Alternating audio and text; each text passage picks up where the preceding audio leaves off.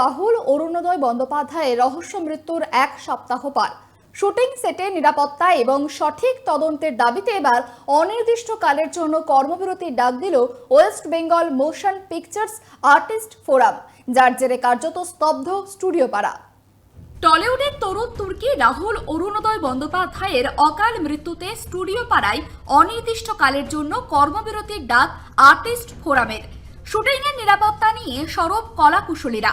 রবিবার বিকেল 5টার সময় আর্টিস্ট ফোরামের বিভিন্ন শিল্পীদের টেকনিশিয়ানস স্টুডিওতে ডেকে পাঠানো হয়। আর্টিস্ট ফোরামের জরুরি বৈঠকে টেকনিশিয়ান স্টুডিওতে এসেছিলেন কৌশিক গঙ্গোপাধ্যায়, আবির চট্টোপাধ্যায়, কৌশিক সেন, রেশমি সেন, ঈশা সাহা, দেবলীনা দত্ত, অঞ্জনা বসু, জিতু কামাল সহ আরও অনেক শিল্পী। ফেডারেশনের সঙ্গে আর্টিস্ট ফোরামের বৈঠক শেষে সাংবাদিকদের মুখোমুখি ফোরামের general secretary Shantilal Mukhopadhyay. 4,000 artist member, ফেডারেশনের 7,000 টেকনিশিয়ান মেম্বার এবং আমাদের এই ফেডারেশনের সঙ্গে যুক্ত সমস্ত শিল্পী, কলাকুশলী, তাদের আমাদের ডিরেক্টররা, আমাদের প্রডিউসাররা, আমাদের সবার সিকিউরিটির জন্য, আমাদের সবার জীবন রক্ষার জন্য আমাদের আজকের থেকে লড়াইটা শুরু হলো। আমরা যে ব্যবহার পেয়েছি, যে ইনসিকিউরিটির মধ্যে আমাদের কাটাতে হচ্ছে, আমাদের ভয় করছে। আমরা ওই শুটিংয়ে বেরোচ্ছি ঠিকই, কিন্তু ফিরবো কিনা সেটা আমাদের কাছে আর সিওরিটি নেই। সেই সিওরিটি আমাদের দরকার। রাহুল আমাদের শিখিয়ে দিয়ে গেছে, ওই সিকিউরিটি ছাড়া বাড়ি থেকে বেরিও না। তো আমরা আগামীকাল সোমবার, মঙ্গলবার সকাল থেকে কর্মবিরতি পালন করব। সমস্ত আর্টিস্ট, সমস্ত টেকনিশিয়ান, যতক্ষণ না আমাদের সুরক্ষার ব্যবস্থা করা হবে। যাদের হাতে আমাদের সুরক্ষার ব্যবস্থাটা আছে, তারা যতক্ষণ না আমাদের জানাচ্ছেন বা আমাদের বোঝাতে পারছেন তারা আমাদের সুরক্ষার জন্য কি ব্যবস্থা করছেন, ততক্ষণ আমাদের কর্মবিরতি চলবে। তাতে সমস্ত আর্টিস্ট, সমস্ত টেকনিশিয়ানরা, ডিরেক্টররা সবাই অংশগ্রহণ করছেন। আমাদের সঙ্গে আমাদের বন্ধু প্রডিউসাররাও আছেন। তারাও মনে করেন এই সিকিউরিটিটা তাদের আমাদের পাওয়া দরকার। সেই জন্য আমরা কর্মবিরতি পালন করব এবং মঙ্গলবার থেকে কর্মবিরতি শুরু হবে।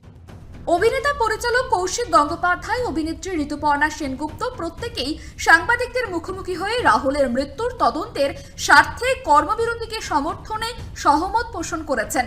ইন্ডাস্ট্রির সঙ্গে যুক্ত প্রত্যেকেই এই কর্মবিরতিতে রুজি রুটি সমস্যায় পড়বেন, সেই দিকেও আলোকপাত করেন কৌশিক গঙ্গোপাধ্যায়।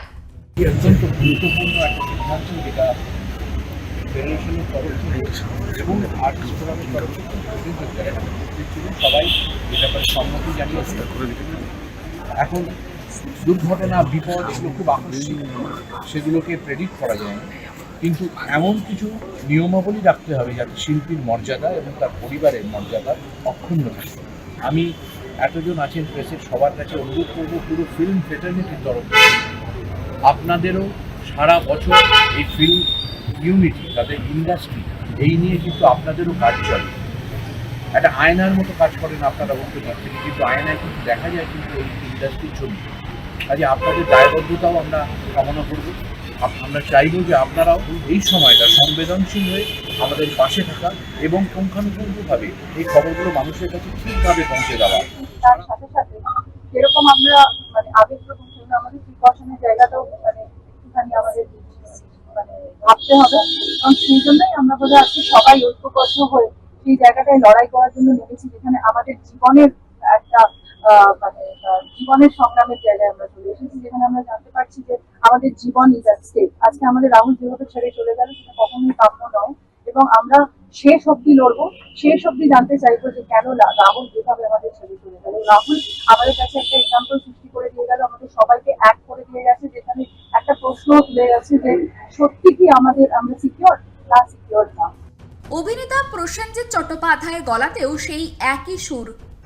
তবে আজকে এখানে আপনারা বুঝতেই পারছেন যে আমরা এখানে এসেছি, অবশ্যই রাহুল এটা করে দিয়ে গেছেন। কিছুক্ষণ আগে আমরা ভেতরে আলোচনা করছিলাম, যখন আমরা মিটিংটা শুরু করলাম, ঠিক আগের রবিবার ঠিক এই সময় রাহুল আমাদের ছেড়ে চলে গেছে।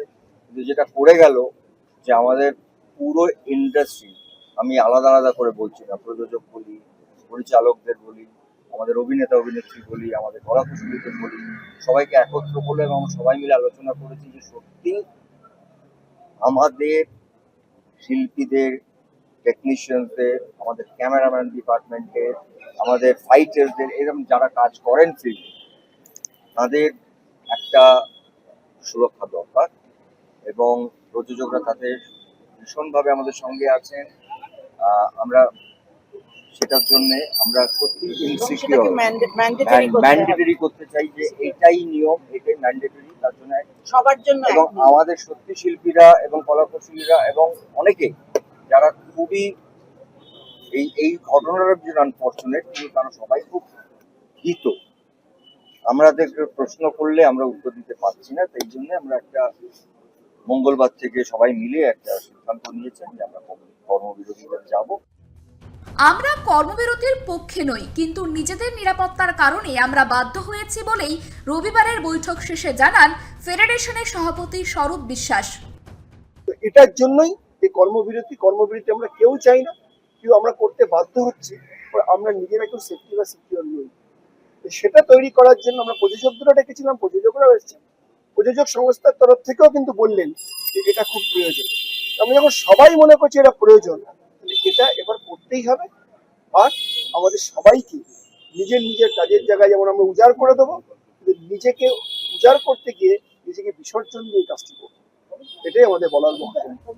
দেখতে দেখতে রাহুল অরুণোদয় বন্দ্যোপাধ্যায়ের মর্মান্তিক মৃত্যুর এক সপ্তাহ পার। 29শে মার্চ এক রবিবাসরীয় বিকেলে ছুটির দিনে আনন্দকে ফিকে করে দিয়েছিল অভিনেতার মৃত্যু সংবাদ। তালসারিতে শুটিং করতে গিয়ে সমুদ্রের নোনা জলে তলিয়ে মৃত্যু হয় বলেই খবর। রাহুলের মৃত্যু নিয়ে দানা বেঁধেছে রহস্য, আর সেই রহস্যের জাল উন্মোচন করতেই শনিবার কলকাতার রিজেন্ট পার্ক থানা ও তালসারিতে 2 দফায় এফআইআর দায়ের করেছেন রাহুলের স্ত্রী প্রিয়াঙ্কা সরকার। এবার টলিপাড়ায় অনির্দিষ্টকালের জন্য কর্মবিরতির ঘোষণা। শিল্পীদের নিরাপত্তা ব্যবস্থা কতটা কার্যকরী হয়, রাহুলের পরিবার সঠিক বিচার পায় কিনা, সেই দিকেই তাকিয়ে বাংলা ফিল্ম ইন্ডাস্ট্রি। অনুষ্কা জোয়ারদারের রিপোর্ট, KTV বাংলা।